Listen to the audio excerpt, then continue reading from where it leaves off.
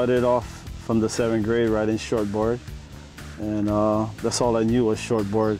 Even on big days, I would go with a 511. And I think throughout my years of surfing, I came to a pause in the early 80s. I kind of got into canoe paddling, and been paddling for 26 years. And I just got back into surfing not even a year and a half ago. I just wanted to jump in the water because we had a big storm on the west side. All the poles went down, so we had no electricity. So we just loaded up all the food in a cooler, went over to Pokai Bay. The whole coast was closing out, but there were waves inside of Pokai Bay. So I grabbed my 7/8, started surfing, kind of got back into it, and just started surfing all over again. Well, I seen the stand-up happening, and at first, to be honest, I didn't really like it because I noticed them catching a lot of waves. So when I would paddle out, the first thing I would do is paddle towards a stand-up surfer and try to drop in behind him and just create havoc for this person. And I think it took 2 weeks later, I was on a stand-up. And that was the best thing I ever did do. I just loved it.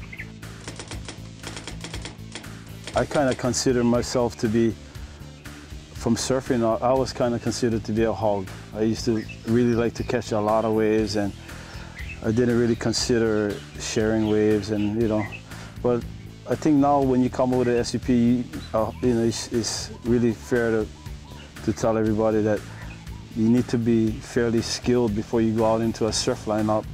Basically, stay out of the lineup till you really can get the skills down.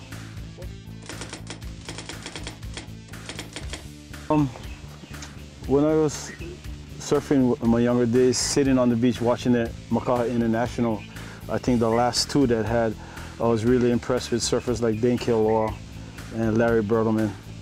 And I just was so impressed on their style and seeing just true Hawaiians that, can rip. Kind of having a lot of background in one-man canoe paddling and doing a lot of Hawaii Kai, Molokai runs.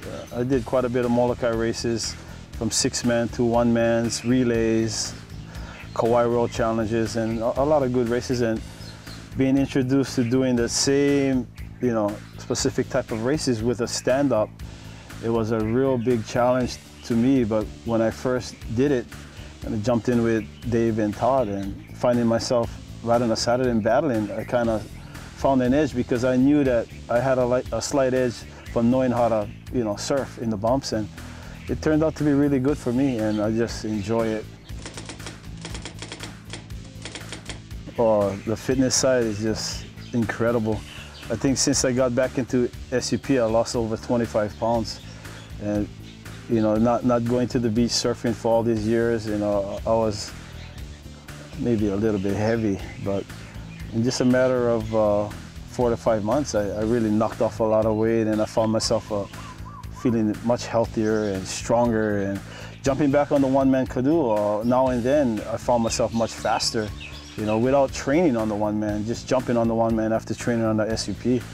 And they're just key elements in S.U.P that helps you in a lot of areas as far as canoe paddling. I think the real definition towards a waterman would be a person that not only surfs, does everything that got to do with the oceans, from paddling canoe, one-man paddling, stand-up racing, surfing, diving.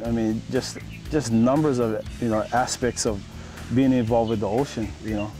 And S.U.P is one sport that I've noticed is bringing people out off the couch, bringing people down to the beach that never surfed in their life, never did anything in their life, and they're paddling around in the bay, and they're finding a way of exercise, and really great.